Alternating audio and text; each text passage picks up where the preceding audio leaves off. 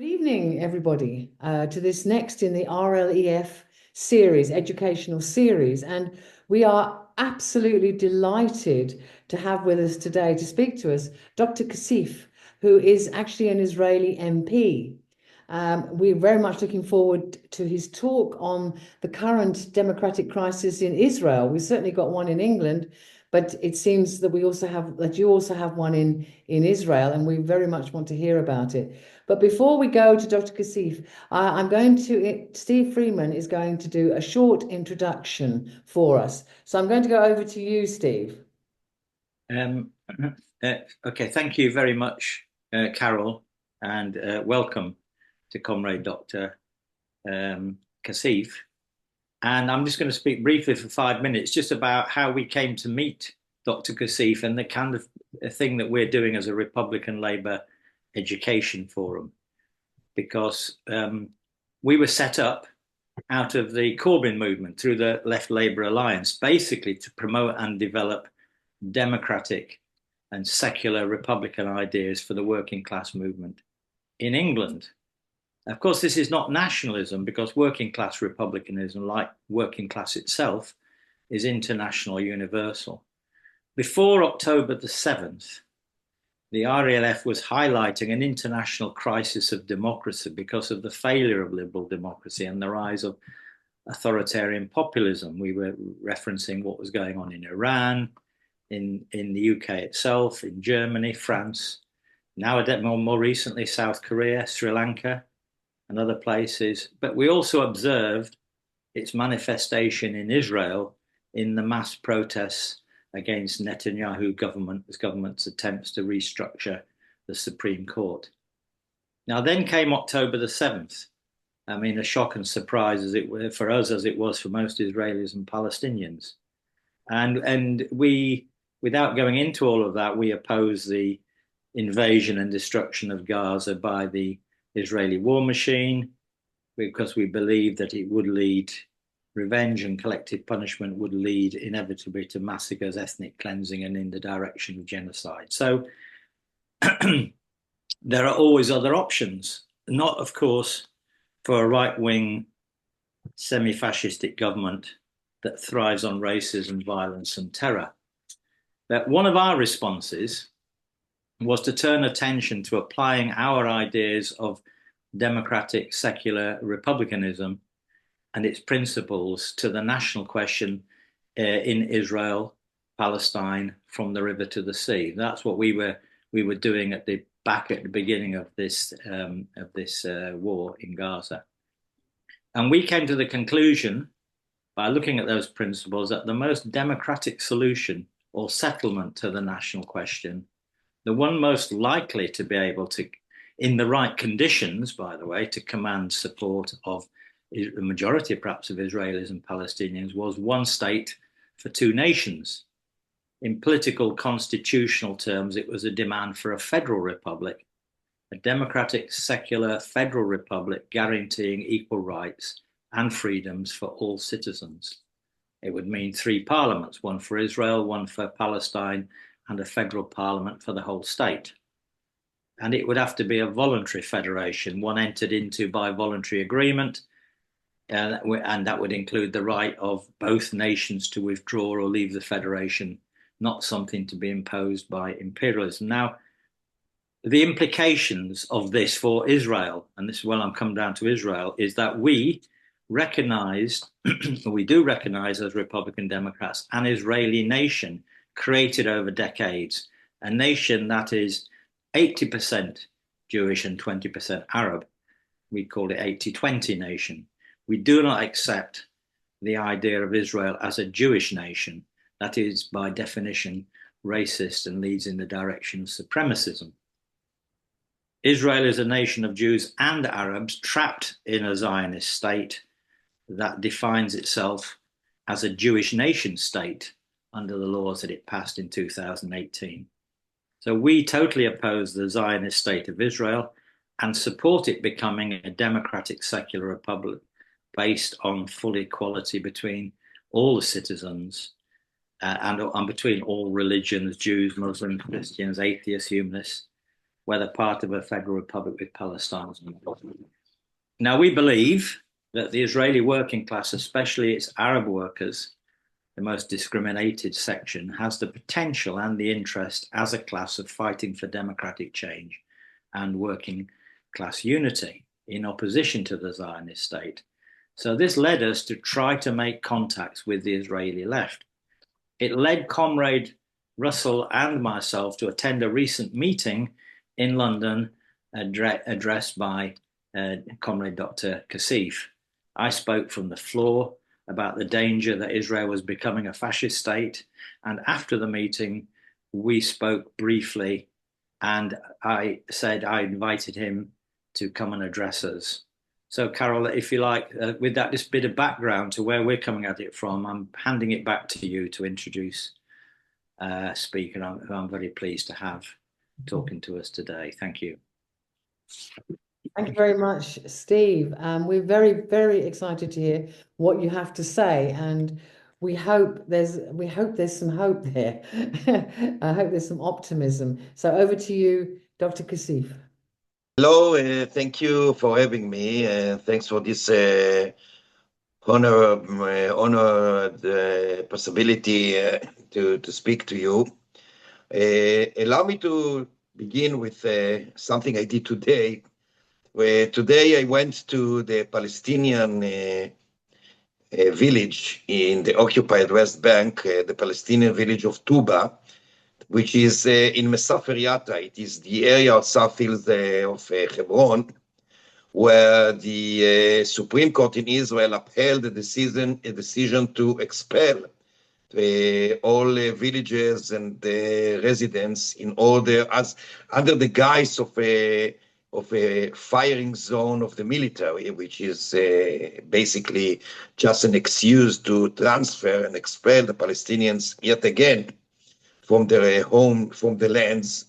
And the experience was very harsh, because first of all, they are under a continuous violent attacks, terrorist attacks by the settlers. They are actually, the whole area, in the whole area of Mesafer Yatta, there are more or less 20 villages. Tuba is one of the smallest ones. It consists of something like 150 people. And it is also quite isolated, and it is separated from most of the other villages by outposts and settlements, which, as I said before, attack them on a daily basis. And you know, now, for instance, they've been using one car that they have in the village in order to take kids to the school, which is in another village, and to take people who are in need to the hospital or to any other kind of medical treatment. And this is because what once was a 2-kilometer road to the next village is now more than 10 kilometers, and it's full of rocks. I mean, it's not even a road because of the settlements there, and because they are not allowed to go directly to the other village where the school is and the clinical treatment is, because of the settlers and the settlements. That is to say that they need a special car that can cope with the difficulties of the road.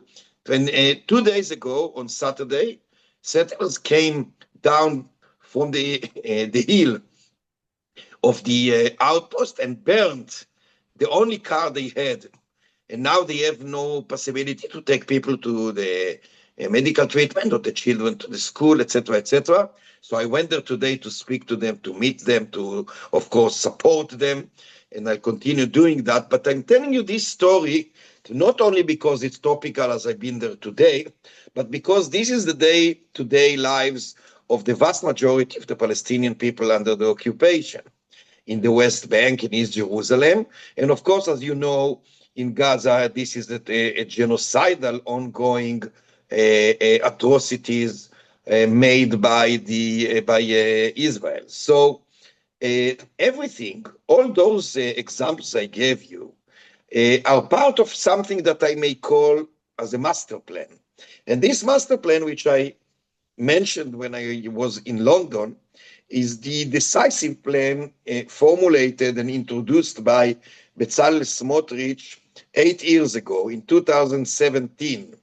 Now, it's very important for me to describe briefly what this plan consists of and what are the ends of that fascist genocidal plan, which, as I said, was introduced by Smotrich, who is now the Minister of Finance, but also a minister within the Ministry of Defense in charge of the occupied West Bank.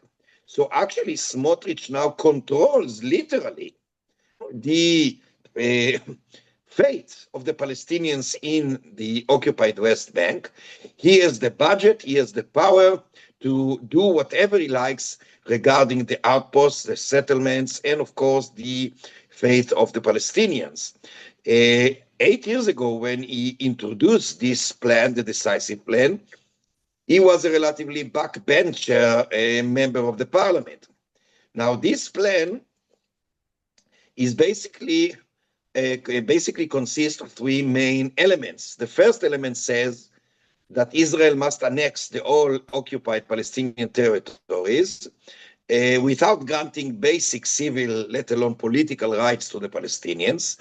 That, of course, means, very clearly, an official, a formal apartheid regime on top of the practical one that already exists.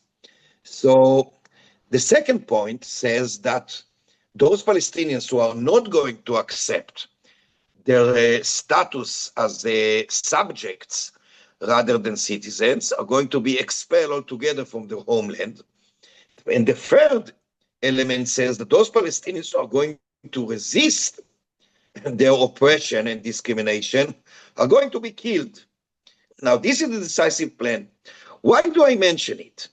Because those who think that the ongoing genocide in Gaza, the ethnic cleansing in the West Bank, including, of course, East Jerusalem, and the process of turning the state of Israel proper into a full-fledged fascist dictatorship, those who think that those are the aftermath or this the consequence of October 7th massacre are, to say the least, wrong, not to say misleading, because those were planned by others and mainly introduced in this plan of Smotrich's 8 years ago already.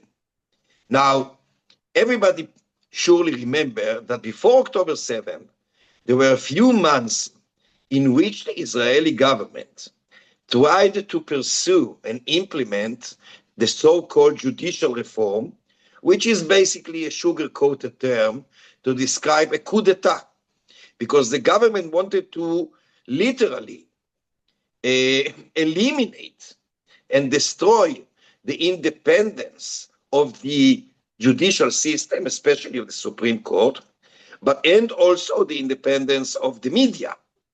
And that's exactly what they wanted to do by this coup, again, quote unquote, judicial reform. But that was not an end in itself. That was still a part of the decisive plan. To what extent? The government wanted, as I said, to implement the decisive plan as I sketched it before, but the government also knew, and not only the government, the coalition in general knew that there are mainly three basic components that may put some obstacles or hindrances to the implementation of the decisive plan. One is the judicial system, second is the media, and third is the public opinion, including taking the streets to demonstrate. That's the reason that the first thing they tried to do in this coup is to, as I said, exterminate the independence of the media and the judicial reform, and also to radically erase basic civil rights that are still in place in order to prevent any kind of resistance and even protest once the decisive plan is fully implemented. Now they failed.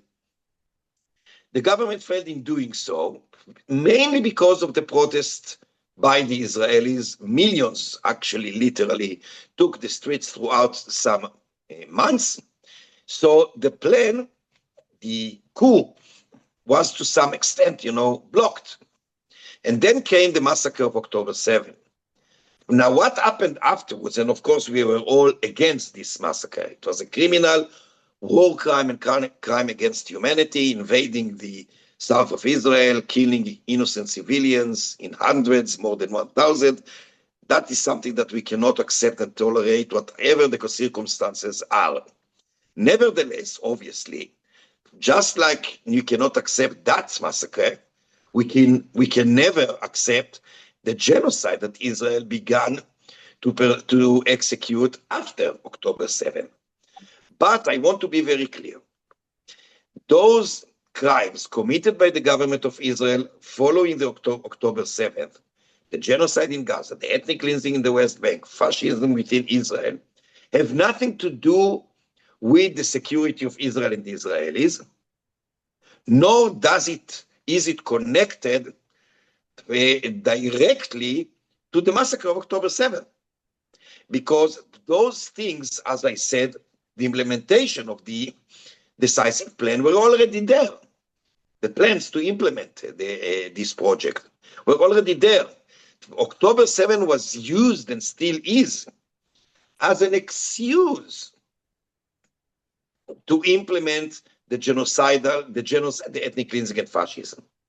So we must be very clear in saying that the ongoing crimes by the Israeli government against the Palestinian people in the last 15 months has been made under the guise of fighting terrorism and security risks, etc., but those are only excuses. The real issue here, the real basis of those crimes is the will to implement the genocidal plan that I mentioned before and sketched before, the decisive plan.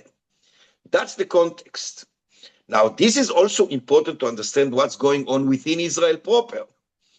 We are more or less familiar with the genocide in Gaza and the ethnic cleansing in the West Bank, again, including East Jerusalem. But I think that most people around the globe, and many within Israel too, by the way, are not familiar enough, if ever, with the process of turning Israel into a full-fledged fascist dictatorship within Israel proper, the state of Israel proper. But all those are connected, again, under the title or under this decisive plan. So what's going on now in Israel? There is a political persecution, a vicious, violent, fascist political persecution of anyone who tries to raise an alternative voice. Anyone, not only who resists the genocide in Gaza, etc., but anyone who dare use the term genocide is persecuted. Now, I give you a few examples. First of all, mostly Palestinian citizens in Israel are persecuted and arrested if they dare raising or mentioning any sympathetic voice to the children of Gaza, for instance, to the innocent millions who live in Gaza. I'll give you two examples. There are many more, hundreds if not thousands. But a teacher, a young teacher, a Palestinian teacher within Israel, a citizen in Israel from the north of Israel, from the Galilee, posted herself on TikTok when she was dancing in October 23 with no connection to the massacre, of course. A year after, in October 24, this post was automatically uploaded on TikTok with the date. She was immediately arrested. She's a one-parent family, so she was arrested in front of her little child, a little girl. Police officers came to her house to arrest her because she was dancing as if she was dancing in celebration of the massacre of October 7, which of course had nothing to do with reality. She was taken from her house in front of a girl, blindfolded, her feet and hands were cuffed, and she was taken to the police station. She was arrested for a few days, she was accused in supporting terrorism and the massacre, etc. Of course, once they had to take her to the court, the judge immediately released her because there was nothing there. Another case of a Jewish person is a teacher who is a good friend of mine, a teacher, almost a veteran, he's been a teacher for 40 years. He just a few weeks after the genocide began, he posted on Facebook pictures, photos, names and ages of Palestinian children who were killed in order to give them faces and identity, because in Israel they are treated as if they were only numbers. When he was arrested, he was first fired from the school where he was teaching. The mayor of the city where he was teaching ordered that he could not teach in any school in that city. The Minister of Education, very rapidly, took him about 2 days, revoked his teaching license, and on top of that, he was arrested and accused in treason. And by the way, he was not accused in incitement because, which was, nonsense too, but he was not accused and arrested in incitement, because in order to arrest someone and charge someone with incitement, there must be an approval, a permission, an approval by the Attorney General. The police knew they would have not got that because there was no reason. So they changed the charge or the accusation to attempt to betray. So in that sense, they didn't need the approval of the Attorney General. And he was confined to a cell as a security or a threat. For 4 days, he couldn't change clothes, he couldn't have books, he was confined 23 hours a day to his cell, only 1 hour alone in the outside, walking outside in the yard. And after 4 days, he was released by the judge because, again, there was nothing there. And I'm talking about a phenomenon. That's not exception. That's the bon ton. That's what's going on here. Many citizens, people were fired from the workplaces. For instance, you know that there are many doctors, nurses, and general medical staff, in hospitals in Israel, Palestinian ones, many Palestinians among the doctors, nurses, etc. And they speak to each other, obviously. And there is a system now and a culture of snitching. There were cases of medical staff, probably right-wingers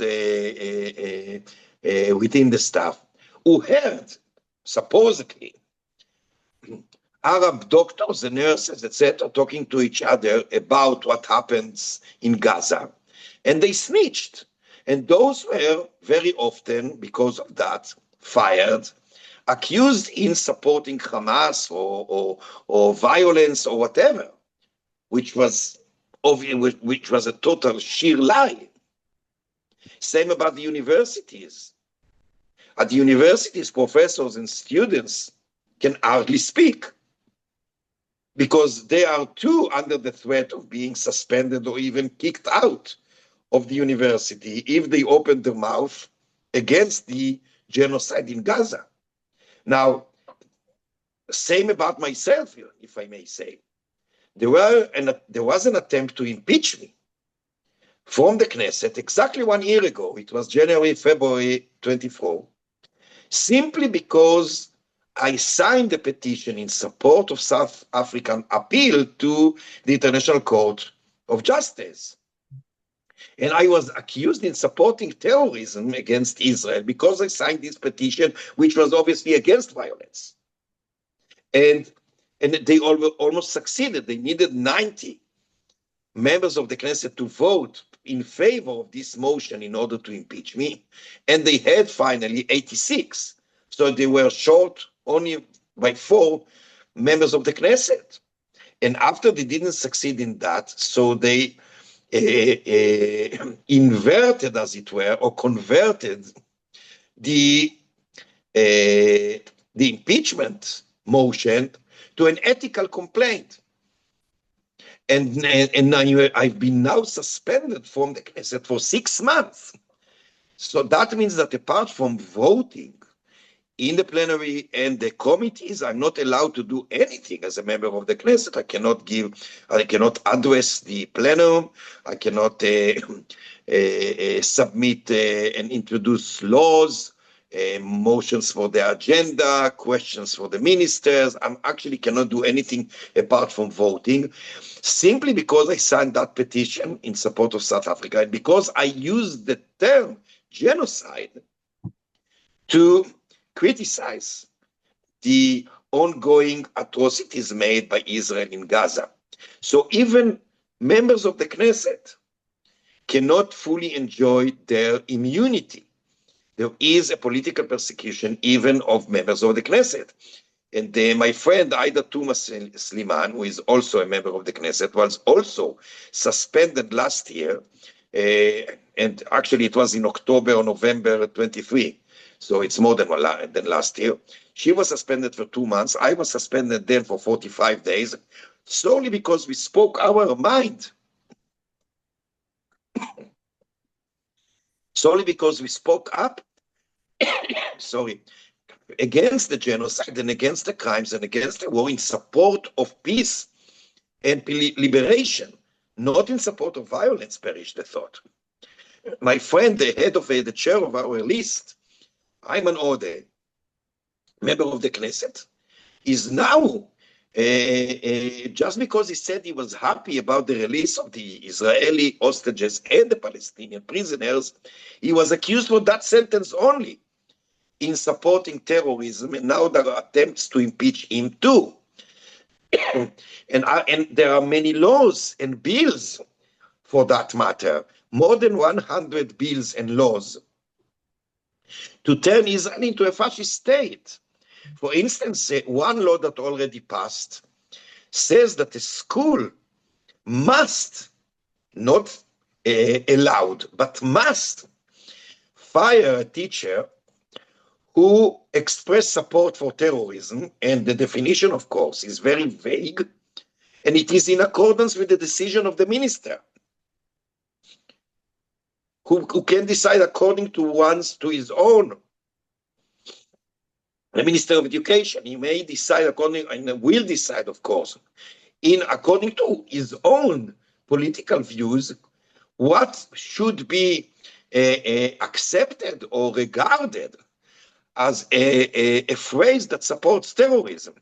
So a school must fire any teacher who is supposedly express support for terrorism. You may say that you are against the occupation. That may be regarded as support of terrorism. The school must fire such a teacher without a hearing. And if the school, the master of the school, refuses to fire the teacher, so the state is going to fine the school and cut its budget. Now, there's a huge list of such laws. There's a law, laws that are intended to totally diminish, eliminate the freedom of the press, the freedom of the judicial system, the freedom of the academia and the education system. Everything is under a threat. So that's the situation, generally speaking, in Israel. And as I tried to show, that situation of fascism, and I will say something in addition in a second, cannot be separated from the crimes in Gaza and the West Bank. They are all connected, and they are all connected because they are all parts of the implementation of the decisive plan that I sketched before. That goes also for the violence that spreads in Israel. the right-wing activists and supporters allow themselves to act violently, not only against the Palestinians in the occupied territories, like the example I gave you from my visit today in Tuba, but also within Israel. Demonstrators against the genocide in support of the release of the hostages, etc., are continuously, systematically, and brutally attacked by right-wing activists, and also by the police.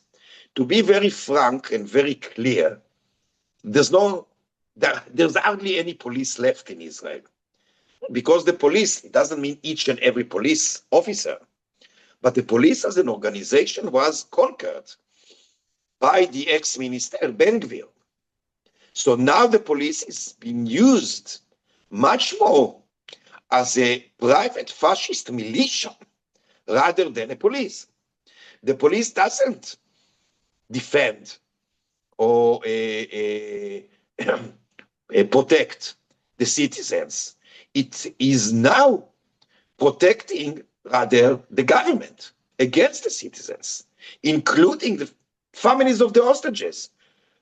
Those who lead the struggle for the release of the hostages and terminating with the attack on Gaza are systematically identified and attacked by the police.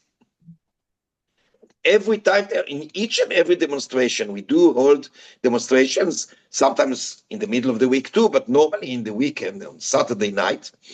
We have demonstrations across the country against the war in Gaza, the attack in Gaza, and calling for the immediate release of the hostages.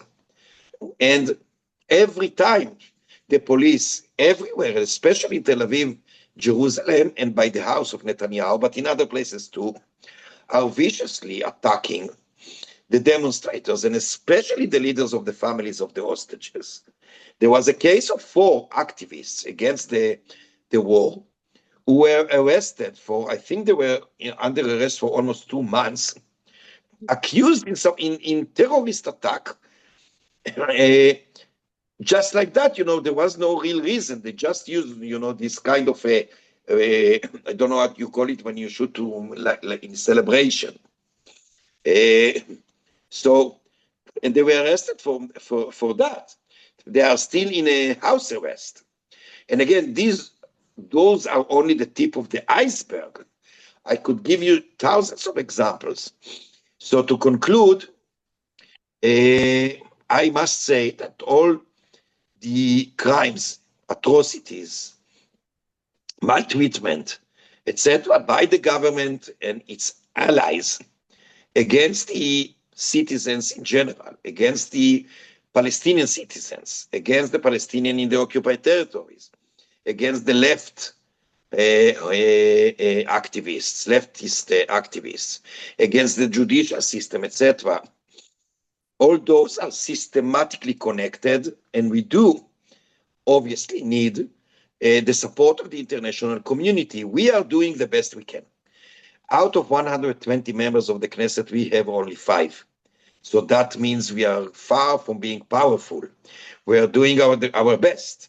But unfortunately, it's very, very tough, because it's not only that we have to stand against the coalition, this fascist, bloodthirsty coalition, but a great portion of the so-called opposition are in support of the government vis-a-vis the Palestinians and vis-a-vis the left. So it's very, very difficult. But we shall never surrender, that's for sure. We continue our struggle for justice and for the liberation of the Palestinian people, which is, by the way, also the liberation of the Israelis from the occupation, and for the well-being of everyone between the river and the sea. No other way. That's the thing. We shall never surrender until we win, and we shall prevail, I'm sure about it. The question is when and how much blood is going to be spilled until then. But we need the pressure of the international community, because without that, the government, especially now when Trump is the president, and we already saw what is done. The first day, actually the same day he took office, he canceled the sanctions that were posed on some of the more violent settlers in the West Bank. One of them is responsible for the attack in Tuba 2 days ago. And he was under sanctions before, which Trump lifted. Instead, as we know, he posed sanctions on the judges of The Hague. So it's even tougher now when there is a fascist, insane president in the White House. But we do need the international community, first and foremost, the peoples. I'm pretty sure that the vast majority of the peoples around the globe are in support of the Palestinian liberation and peace in the Middle East. The problem is the governments, and you must put pressure, much more pressure on the governments by using the opposition in each and one of us in his own and her own country, by organizing support, rallies, demonstrations, etc.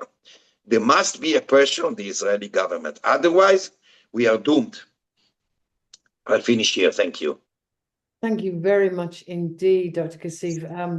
When I said I hope there was some cause for optimism, as you began to describe what's going on in Israel, my heart just sank. But then your last few words have given us a bit more hope, telling us what we can do to fight this terrible situation that is in Israel and, of course, in Gaza and the West Bank. I've already got hands up with questions. I'm going to bring Tony Greenstein in. First of all, Tony. It's not a question, it's a contribution to what is a debate. I have the greatest respect for Ofer.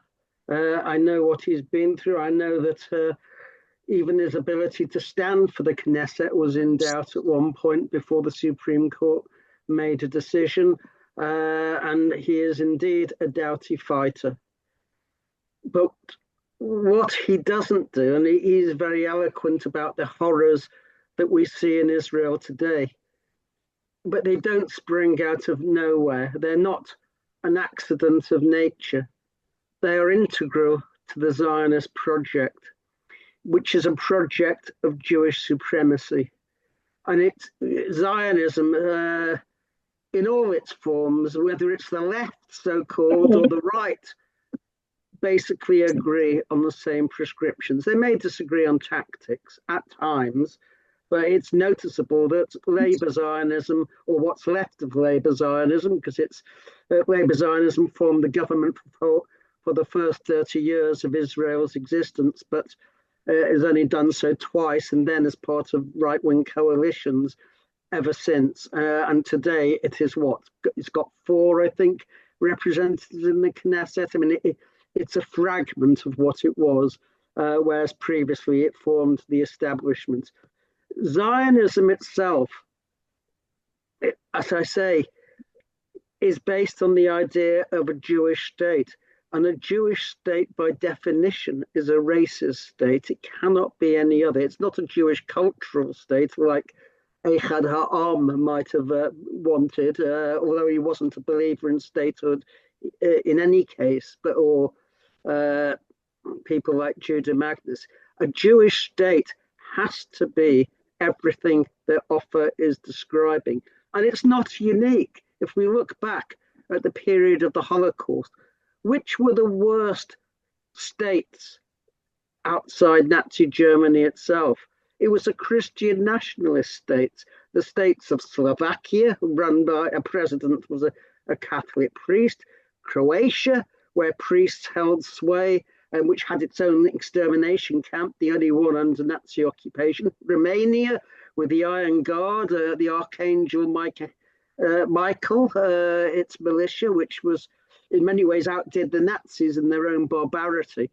And that was integral. If you have a state based on a religion, then anyone who's not of that religion must automatically be not even second class. They are a guest at best in that country. Israel was born in ethnic cleansing, because it could not be a Jewish state and pretend to be a democratic state if it had a Palestinian majority. And now that has come full circle with the creation, the advent, if you like, of a settler messianic wing based on the West Bank, which has grown in power and influence. And that's what Ben Gvir represents. So we are seeing now, not only, of course, the horrific attacks on Palestinians, but a diminution even of the rights of Jews within Israel, their own democratic rights. And that's also not unusual, because South Africa also claimed to be a democracy for whites. But as time went on, those democratic rights were increasingly withdrawn and attacked. So the Communist Party in South Africa was outlawed, for example, and I think even the Liberal Party fell by the way. And the same is true in Israel with the attacks on the Supreme Court. Although the Supreme Court has only ever exercised its independence in respect of Jews, it's never done so in respect of Palestinians. It's connived in the occupation and invented all sorts of legal rationale for the theft, the blatant theft and terror that's exerted on the West Bank. And also, of course, what's happening in Israel itself now with the Sderot Haman torture camp. We can't call it anything else. So, I mean, Ofer describes it as fascism. I wouldn't agree. I think fascism is a different beast. It's a settler colonial state. That doesn't mean it's any better. In fact, it can be worse. Settler colonial states can be equally exterminationist, as we know from the American continent and elsewhere, Australia and so on. But the point I'm making is that unless you are anti-Zionist, unless you come out, and I know it's very difficult for Ofer being in the heart of the beast, I don't envy you at all, then all attempts at putting pressure on Israel, trying to get it to moderate its behavior, etc., will in the end prove futile, not least, of course, because the United States gives it a green light to do anything it wants, because Israel acts as the armed watchdog of the United States in the Middle East. So I have obviously a different political perspective. I might say about October the 7th, I wouldn't expect anyone in Israel who's Jewish to support it, because it would make your position completely untenable. And I do understand that. But for me, it was a sign of Palestinian resistance. The prisoners broke out of the prison camp. Most of the horror stories of October the 7th are simply untrue, whether you're aware of that or not. No, I must disagree. Allow me to say a few things. Well, can I just finish, Ofer, and I'll explain why, and then, of course, please come back. 1/3 of those killed were in the Gaza division. That's the military, and I think that they are quite a legitimate target.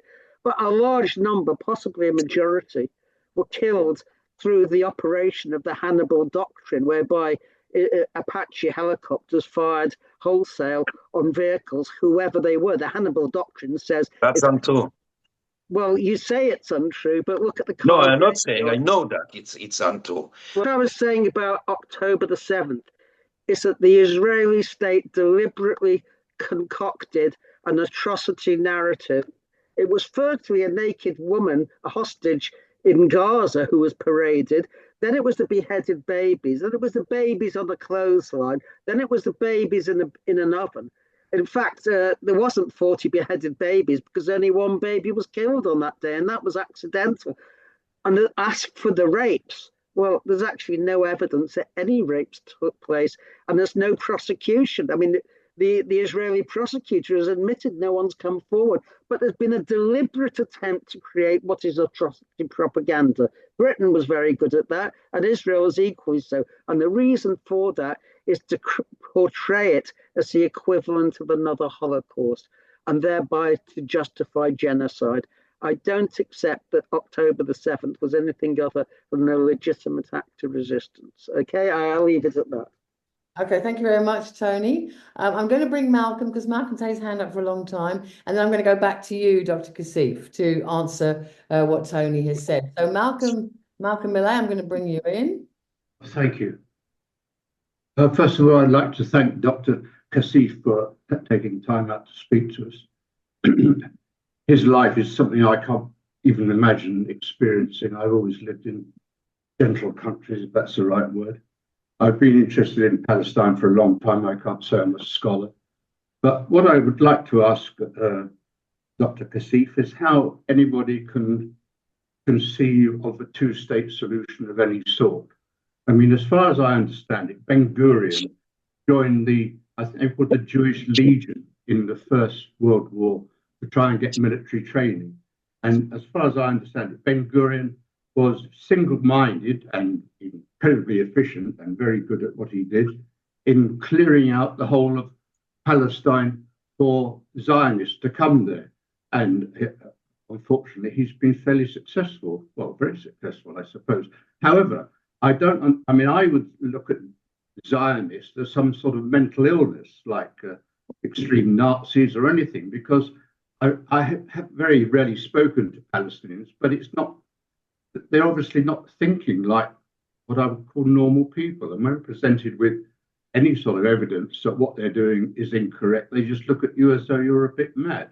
So I would be interested to know what Dr. Cassif sees in the future of any state where Palestinians who've been mistreated since the 1930s, at least, by Zionists, could possibly live in any sort of peace with the people have done so many crimes against them. Thank you. Very good points, Malcolm. I'm going to go back to you now, Dr. Cassif, to answer, make your remarks. Okay. First of all, I must say that I need not anyone preach me, to be anti-Zionist. I raised my anti-Zionist voice ages ago, and I've never hidden it. I am a clear anti-Zionist. I see the Zionist ideology and practice as a criminal racist one. And as Tony said in the beginning, I totally endorse that. Zionism, no matter which kind of Zionism, is basically or is based on one or another form of Jewish supremacy, which I will never, ever, embrace. So I'm a clear anti-Zionist. And I even wrote an article explaining my anti-Zionist views a few years ago. It was translated to Catalan, published in Catalan. But also in an interview that I had exactly 6 years ago, before I was first elected, a very long, I think you can Google and find it in English too, in the newspaper Haaretz. I was very clear and explained my anti-Zionist views. And by the way, Tony mentioned Echad Ha'am. Actually, Echad Ha'am was one of the worst. But we don't ever think to deal with it is beyond the scope of our discussion. But still, I have no one among the Zionist harbingers and founders and thinkers to endorse. There are some I despise more, and some I despise less. But basically, I am against the Zionist ideology and practice altogether. And I'm very clear about it. And I've been saying that, by the way, in the Knesset, when I was speaking, in the plenary. I never hid it. So that's to be very, very clear about my views against Zionism. And I truly believe that clinging to a Jewish state and to a democratic state cannot be reconciled. There is a contradiction in terms between Jewish state and democratic state. That's my view for ages. To be very, very clear. Now, but I would like to say a few things about October 7th. I will never, ever accept the butchery of children and innocent civilians as part of a legitimate resistance. I want to be very clear about distinction that we better all make, I think. It is between the end of the Palestinian resistance and the means of the Palestinian resistance and any other resistance. The end of the Palestinian resistance is liberation. is equality, is justice, is self-determination, and I totally 100% for it, endorse it. That's the end. It is a just end. But not all the means are accepted to that end. And means like killing innocent civilians, sexually attack people, that I will never tolerate, whoever does it. Now, whoever tries to say that there were no sexual attacks, assaults, including rape and torture on October 7, has no idea what he's talking about. Because I know people who were victims. I know people who were killed, friends of mine, by the way, who were partners to my political views. A very dear friend of mine, like a big sister, wrote to me from the security room minutes before she was killed with her husband in one of the kibbutzim. We worked together in a college in the south of Israel for 12 years, and she was a great supporter of Hadash, our political movement. She was an activist against the occupation, against the siege, and she was butchered with her husband. Now, there were many lies there, spread by Israeli authorities, no doubt about it. But the fact that there were lies doesn't mean that everything is a lie. There were cases of rape, and I know that. I know that from people I know. I know there were no hundreds, but there were cases of torture, as if killing innocent people is not enough. I will never accept such a thing as a resistance. This is not resistance. This is sadism. This is also a war crime, a crime against humanity.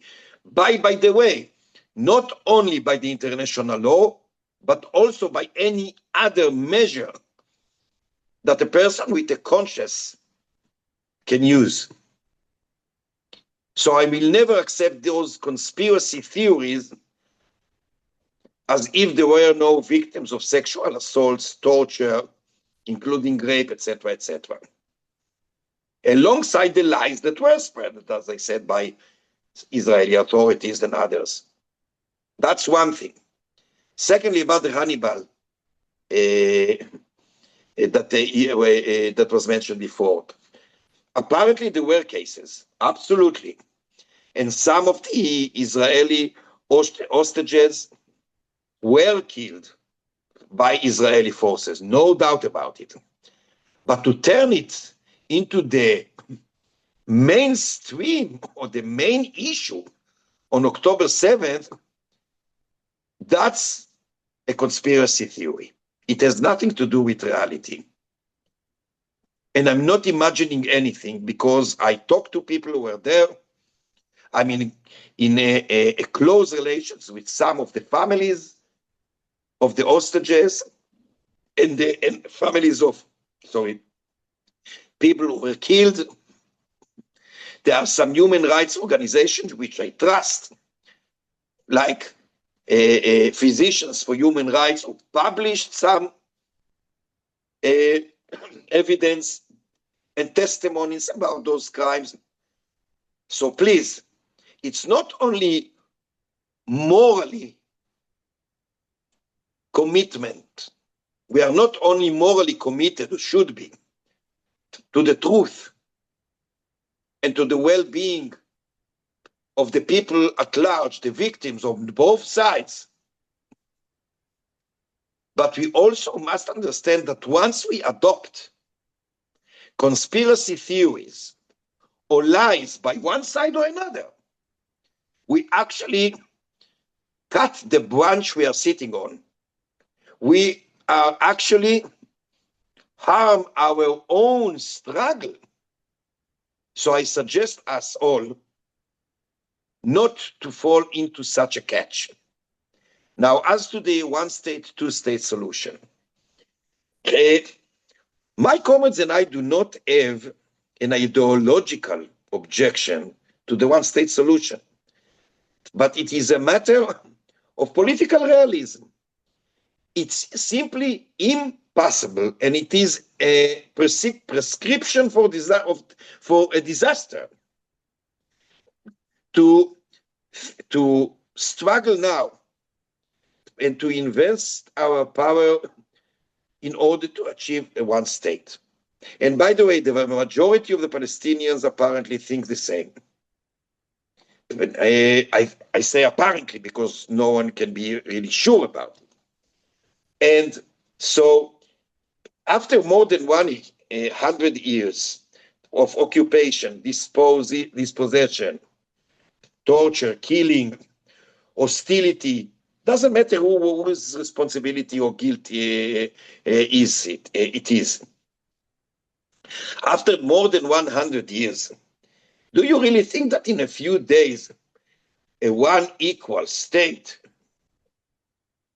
can, a democratic, just state can be established? Absolutely not. It is unfortunate. But this is real. This is real. We are not dealing with abstract ideas. We want to find a solution that everyone who lives here between the river and the sea, Palestinians and Jews and others, will flourish. The only way to achieve it, under the circumstances, which are far from being ideal. So the solution is far from being ideal at the moment. Perhaps in the future it's going to change. At the moment, the only realistic solution is the two-state solution. Now, I want to tell you a story. A few years ago, I had a meeting with the General Secretary of the Palestinian People's Party, which is basically the Palestinian Communist Party. When in our discussion, the General Secretary told me, you know, we've always supported the two-state solution since the 40s of the last century. But we think that after we achieve our statehood alongside the state of Israel, it might be that upon consent, and I emphasize upon consent, we may transform the two states into a federation, confederation, one state, a consociational democracy, which is more or less the Belgic model. But in the beginning, we must have a phase of two states. And not too long afterwards, I had a meeting with Naif Khawatmi, the General Secretary of the Democratic Front for the Liberation of Palestine. And he told me, we've always supported, since our establishment in the beginning of the 70s or end of the 60s, we've always supported the one-state solution. But we have to recognize that two states is a phase that we must go through before. So you can see that within the Palestinian left, there is a kind of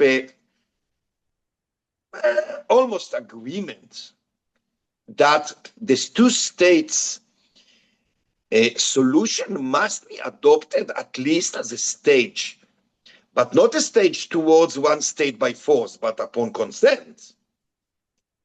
And under the circumstances, there's no other chance. But our struggle in the Communist Party of Israel and Hadash, the Democratic Front for Peace and Equality, which is based on the Communist Party, our struggle is not only against the occupation or the genocide. Our struggle is also for the democratization of the state of Israel itself. That means that alongside the statehood, self-determination, and the liberation of the Palestinian people and in the occupied territories from 1967, we've been struggling since day one, since 48, by the way, definitely now, to democratize Israel. That means to turn Israel into a real democracy. And that, of course, necessitates equality. So, just a second, someone called me, sorry. So we've been struggling for both, and we'll continue with that. I hope I answered. Yes, very, very well. But your position is that a single state is not possible at the moment. It has to be two states moving towards a single state by choice eventually. That's very interesting. On that point, I'm going to bring Steve in here because I think Steve would like to contribute here and ask you questions. So Steve, I'm going to bring you in, and Malcolm, I'll bring you in afterwards. Sorry, I wanted to just say something to Tony actually, because, and I think this is something worth consideration. I don't think there's a contradiction between the formulation of Israel as a settler colonial state, which can still have a liberal democracy, and one that actually evolves under conditions of war and genocide into a fascist state. There's nothing to be lost from telling the truth about Israel as the only democracy in the Middle East, question mark, that it is becoming or on the brink of being because of all of the reasons that were outlined to us. It's on the road. Has it arrived? I don't know. I think I was listening to some people talking about how the Holocaust came about, and people in Germany, Jews in Germany, were talking about how it came slowly, bit by bit. More things keep happening, and more things keep happening, little steps on the way. And that can be happening. A process can be happening. A state cannot wage a genocidal war against another people without losing all its soul and all its democracy and everything. So settler democracy, Tony, a settler colonial democracy is not a real democracy. I don't need to tell you that, obviously. But there's no reason to be stuck in a formulation of the past that says that's only what it is, that it is not evolving into something else. Because, by the way, it strengthens our argument, by the way, I believe, to say that it is becoming fascist. It's on the road. I think it does strengthen the argument that we need to make. And as for two states, one state, and all the rest of it, I think that I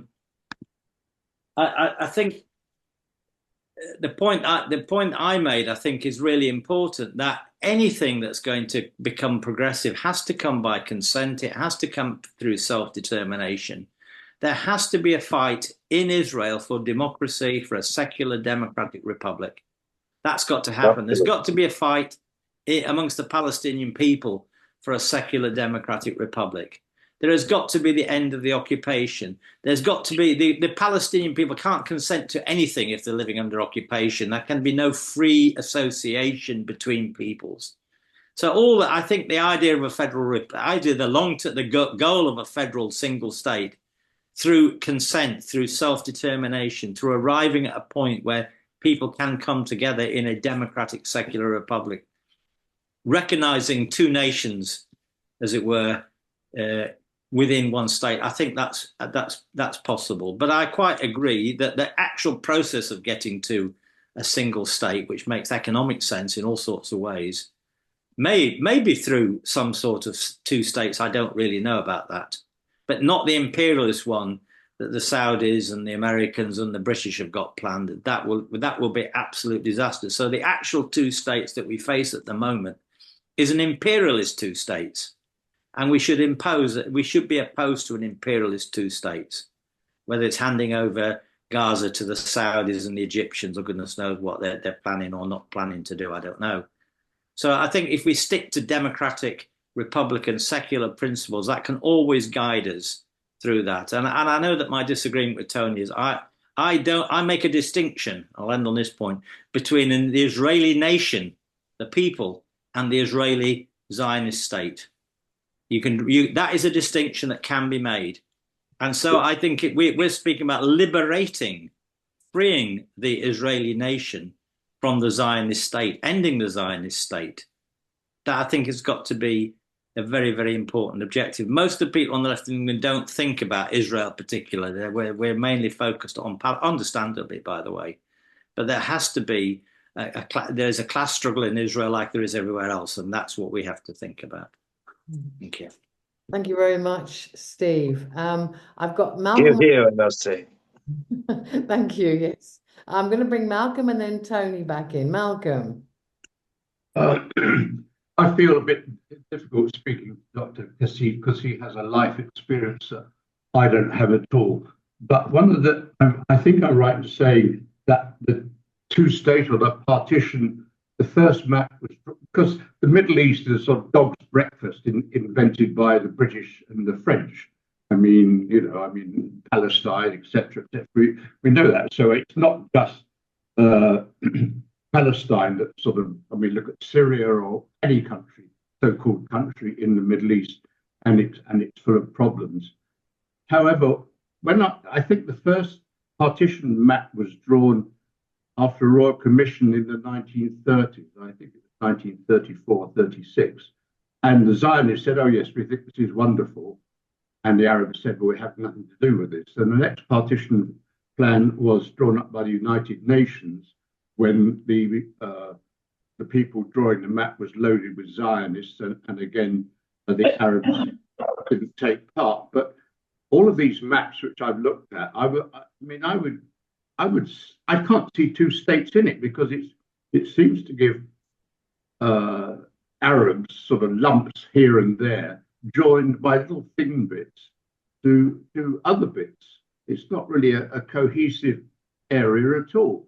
So I don't really, I know we're talking sort of like pie in the sky in many ways because of what's happening, but I've never seen a map drawn of what is called Palestine that can be divided in any sensible geographic manner.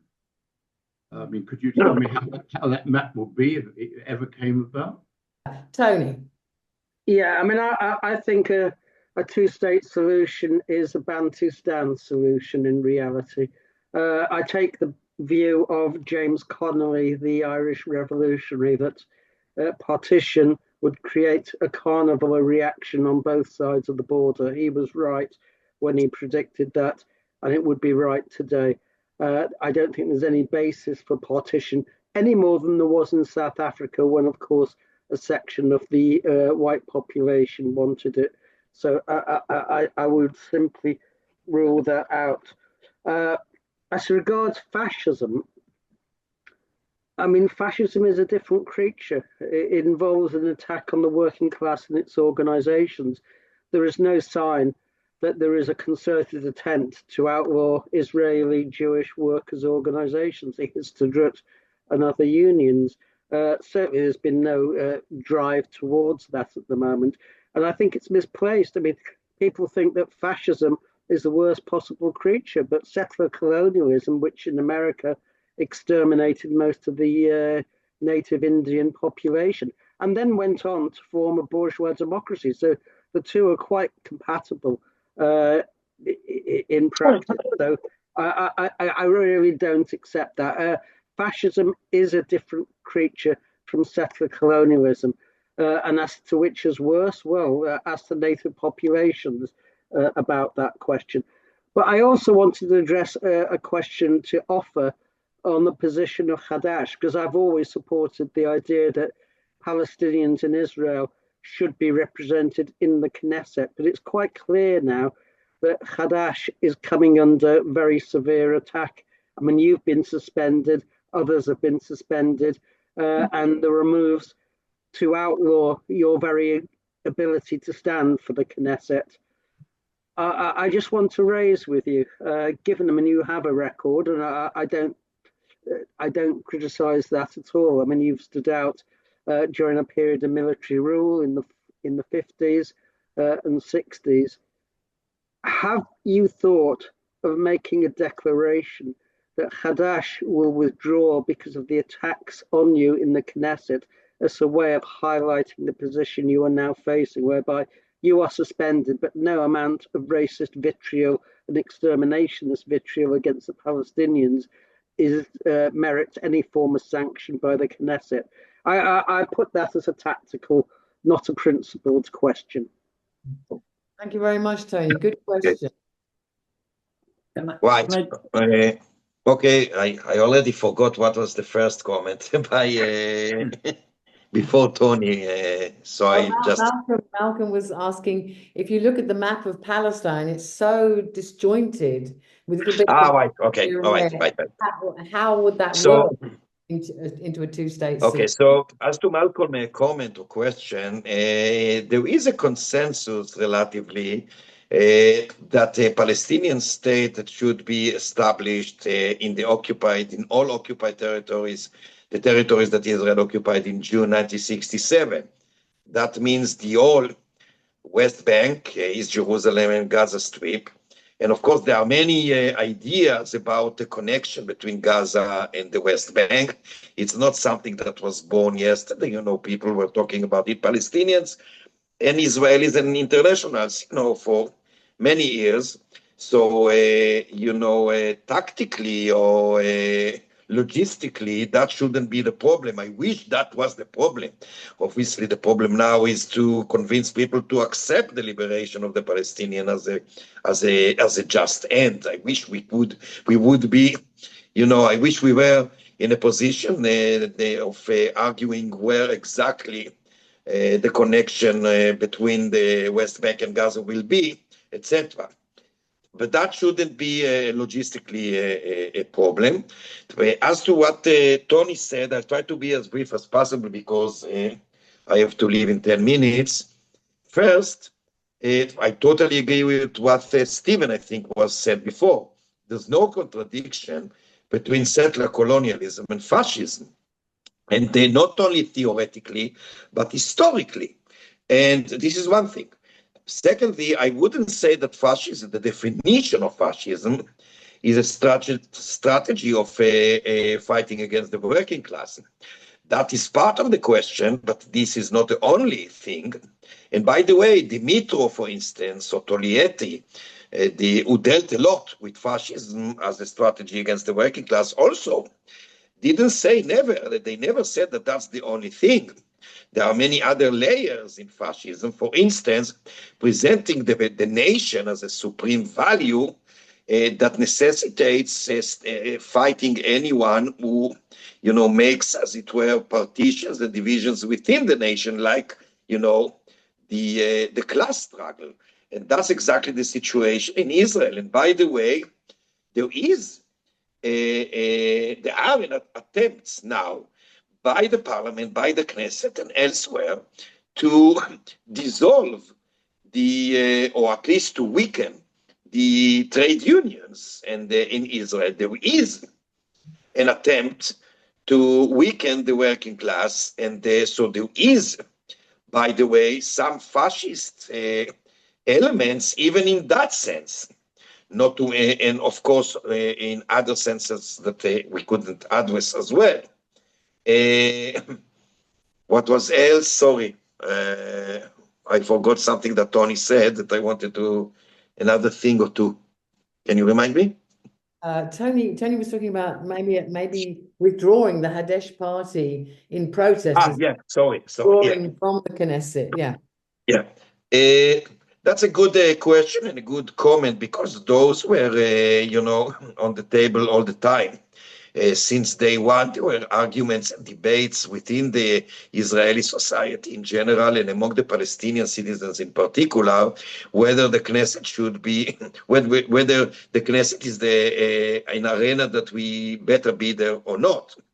Now, as a socialist, I would like to tell you, and I wish I had the time, you know, to go back to Marx's own ideas about the liberation of the Irish people and Lenin on the Ukraine and the idea of national self-determination. I think those actually the basis of my own views and the Communist Party of Israel views. But unfortunately, that we don't have the time for that. So, but I can say that Lenin very famously said that very often, perhaps more often than not, the communists must participate in so-called reactionary institutions and organizations like trade unions, reformists, so to speak, trade unions rather than revolutionary ones, and reactionary parliaments, not as a goal or an end in itself, but as a means.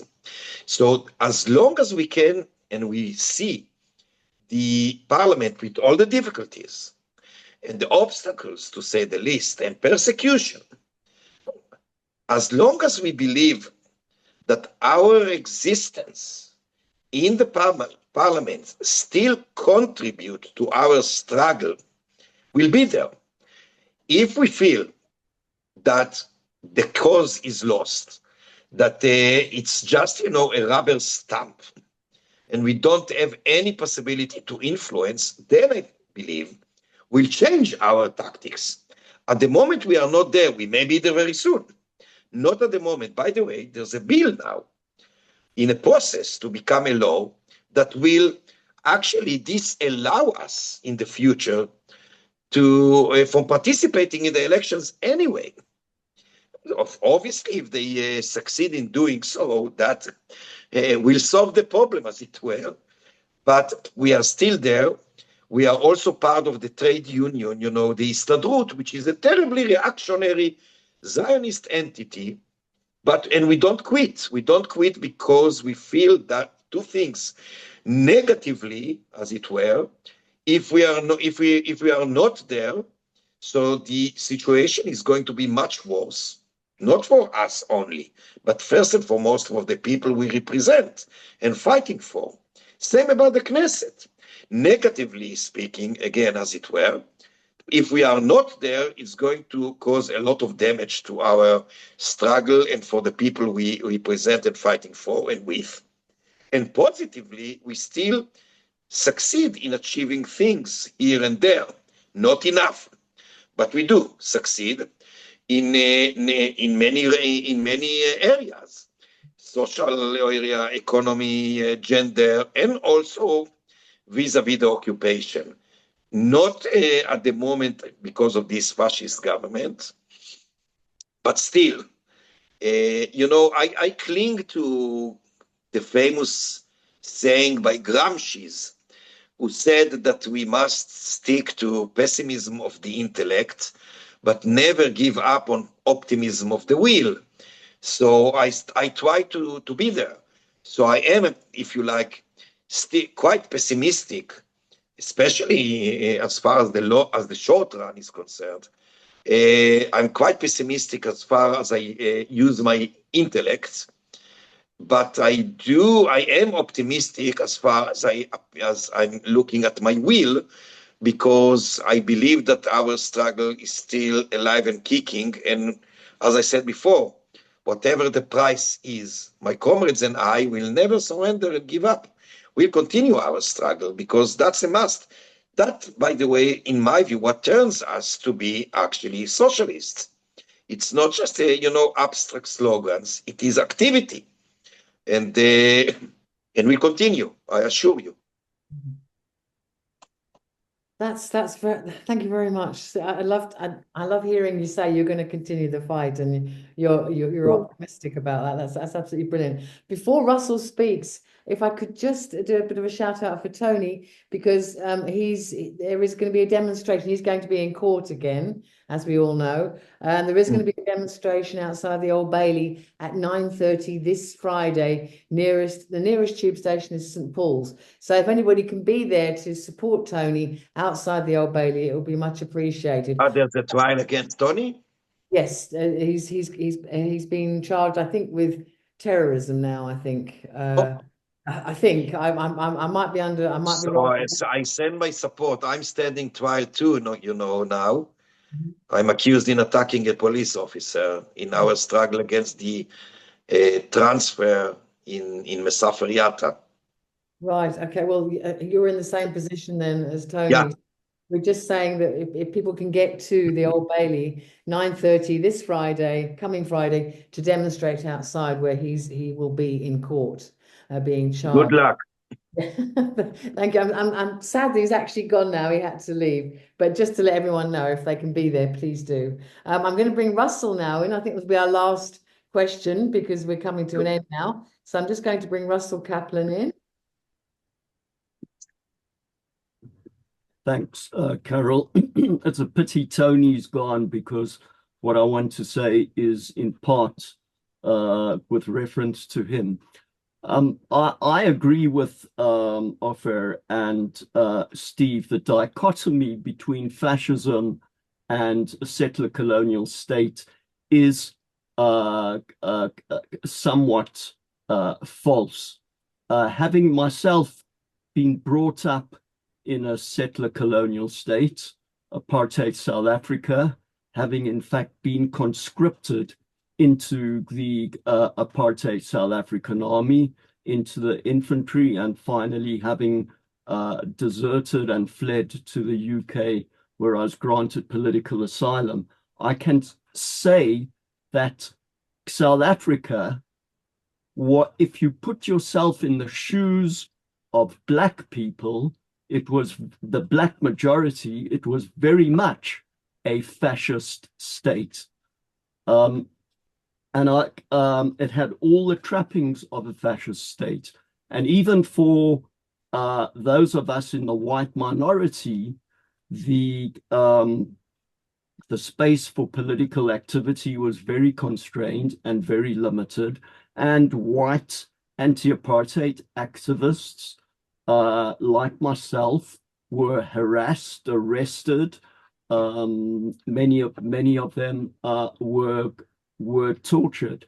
And from what I see and from what I've heard, Ofer's account now and your fine talk you gave at the meeting hosted by Naamod just before Christmas last year, it certainly does appear as if Israel is drifting quite rapidly in the direction of fascism. But the last thing I want to say, rather the second last thing I want to say, is that we need to be careful about trying to fit our the current situation into ready-made packages of, fascism had a particular fascism in the 1930s had a particular context and had its own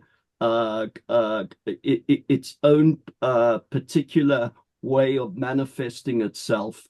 But and in the 21st century, you can still speak about fascism, even though it might not have the exact same features. And finally, I want to say, and very grateful to Ofer for pushing back at the many conspiracy theories about what happened on October the 7th. Certainly in my group, people know that I have been arguing very, very vehemently and very, very strongly that we ought to be very, very careful about pushing these conspiracy theories. Yes, the Israeli authorities may have overcooked and tried to exaggerate some of the things, but as Ofer said, and Ofer speaks from personal experience, these atrocities happened, and the brutal means, even if it's a liberation movement, some of the methods used were crimes against humanity and war crimes, and they need to be called out as such. So I salute you. Thank you. Thank you so much. Thank you very much indeed, Russell. Thank you for those words. We are now coming to the end. I know that you also have to go. I hope it sounds like you had a bit of a cold, so I hope you're feeling better soon.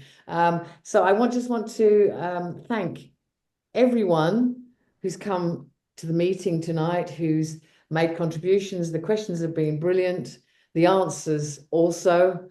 I think it's been a very comradely meeting, and I have learned a lot from you, Ofer. Thank you so much. You're in Israel, you really know what's going on, and I salute you in your fight against fascism, whatever we want to call it, settler colonialism, fascism, whatever it is. It's a terrible thing, and it's a repressive thing. Sure. This government is doing. So thank you so much for coming tonight and explaining the situation in Israel. As I said, I've learned a lot.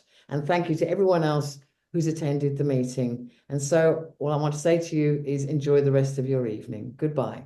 Thank you so much. Thank you all.